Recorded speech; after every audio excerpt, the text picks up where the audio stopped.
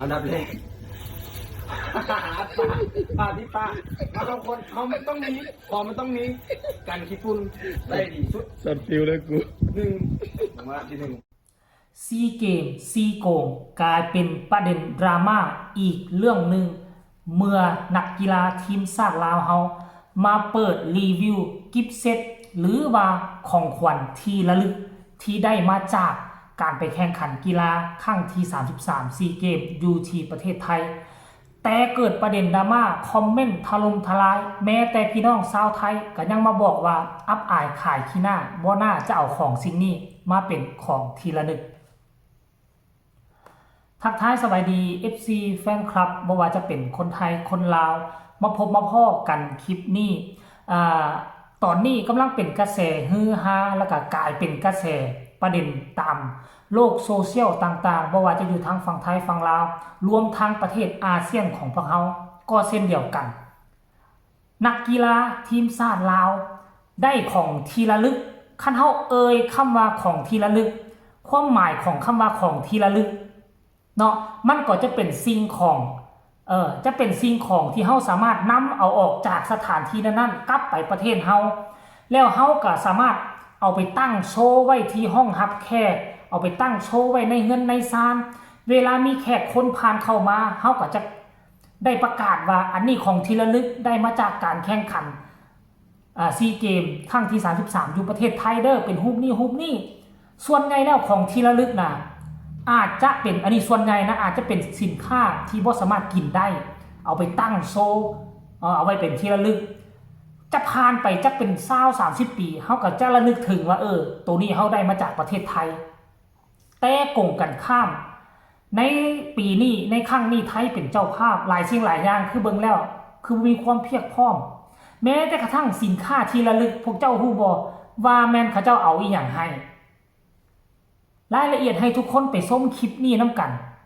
นักกีฬาลาวรีวิวเองจะเป็นแนวใดให้ไปชมแล้วจึงมาพอกันในช่วงต่อไปโอ้ซีเกมไทยนี่วันนี้สิมารีวิวกิฟต์เซตของไทยว่าสิได้อย่างเอาเบอร์มาจีบเลยก้อนเย็นข้างในเฮ้ยดำมาลักการมาเบิ่งน้ำกันตัวจีบง่ายเลยโอ้โหเรื่องอะไรแต่นี่คือถุงถุงการเข้ามาในแม่ไทยแลนด์ซีเกม2025แล้วนี่เด้อทำไมมีเนาะอันดับแรกปลาที่ปลาบางคนเขาไม่ต้องมีของมันต้องมีกันขี้ฝุ่นได้ดีสุดสัตว์ฟิวเลยกูมาที่หนึ่งโอ้โหเขื่อนผ่าจะมาโง่ยังเขื่อนไส้กูว่ามาลุ้นน้ำกันทำนี้มาสับฟิวเลยเบอร์ดี้มาที่เขาเบอร์ดี้ครับ2มาละเบอร์ดี้ครับเบอร์ดี้ต่อมาก็เลยโอ้เครื่องสู้กำลังกายเจลลี่ไม่ถึงยำเพื่อออกโอเคมาสองช็อตฟิวอีกมา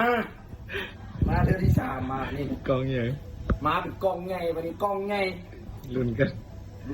มาลุ้นน้ำกันมาเบิ้งปากเนี่ยมาเบิ้งน้ำกันมาเบิ้งกองซุ่มมาเบิ้งกองซุ่มเด้อกองซุ่มเด้อน้องเอาเด้อแทนอ้าวเลยมันไม่เงี้ยงเลยเอี้ยงเลยโอเคเสร็จแล้วก็กาแฟนักด้วยกาแฟก็กาแฟแม่เจ๋งเลยจะรักได้เลยอันนี้คอนเทนต์เลยสิเด้อโอเคละเบิดแล้วมันมีท้องป่ะมีท้องป่ะช่องแดงมีอย่างไรเดอะมอลล์ลิฟต์ต่อบางกะปิครับอันนี้พวกเข้าใจเลยมันแม่นอีกเลยพวกเข้าใจแต่ว่ามันเป็นโอ้มันเป็น500 บาทใบ500 บาทกินเสร็จโอเคตามนี้ตามที่รีวิวโอเคครับผมทุกคนเห็นแล้วบอก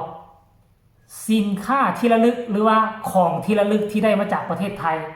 กลับกลายเป็นแมสอัดปากโอ้ยเป็นตับซัมนี่ที่เขาสามารถไปเลาะซื้อได้ตามตลาดตะลีตามตลาดตลาดนัดอันนี้ว่าสินค้าที่ระลึก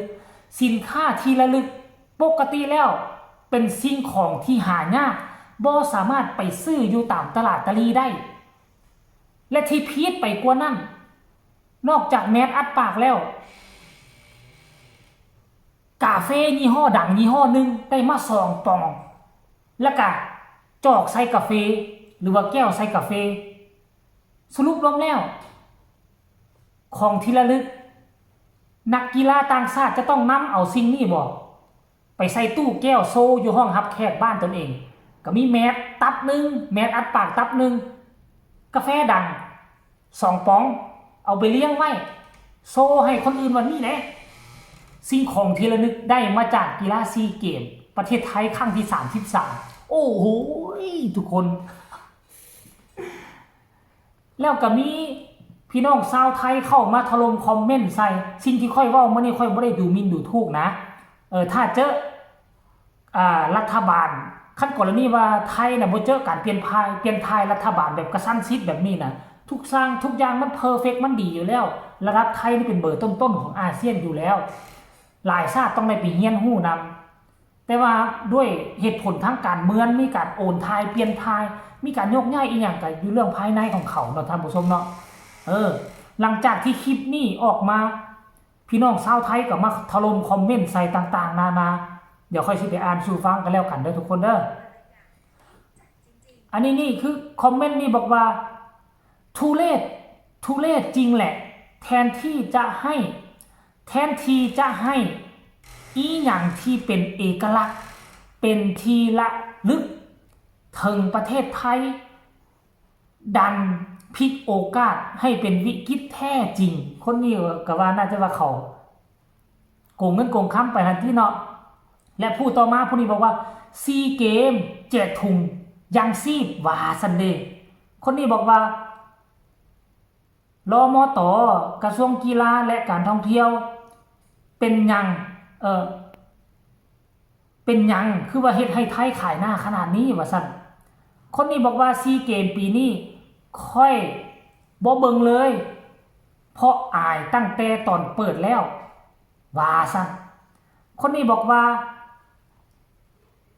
ต่อยงบประมาณกันท้องแตกเลยว่าซั่นคนนี้ก็บอกว่าของแจกงานวันเด็กยังดีกว่านี้ตูอายว่าซั่นเด้โอ้ยฮ่าซั่นเด้ฮ่าสูซั่นเด้ตูอายคนลาวค่อยขอโทษพี่น้องชาวลาวหลายๆเด้อฮ่าซัวบักใดมันจัดงานปีนี้เอาโอเคจีบอ่านแล้วอันนี้คอมเมนต์นี่ก็เป็นพี่น้องชาวไทยเด้อเพราะว่าคลิปตัวนี้ถึกต่อของคนไทยเอาไปลงแล้วก็มีคนไทยประมาณ99% มาคอมเมนต์ต่างๆว่าอายว่าซั่นก็ยังมี 1% เนาะที่เข้าข้างสรุปรวมแล้วก็อันนี้ค่อยบ่ได้เว้านะว่าการจัดดีหรือบ่ดี FC แฟนคลับบ่ว่าจะเป็นคนลาวคนไทยก็น่าจะเห็นแล้วแหละว่าฝีมือการจัดงานซีเกมของปีนี้ของประเทศไทยเป็นแนวใดก็ให้ทุกคนไปวิเคราะห์ช่างซ่าเอาเองซะสำหรับคลิปนี้ก็สิฝากฟังเอาไว้ซะนี่ลาทานผู้ชมไปก่อนสบายดี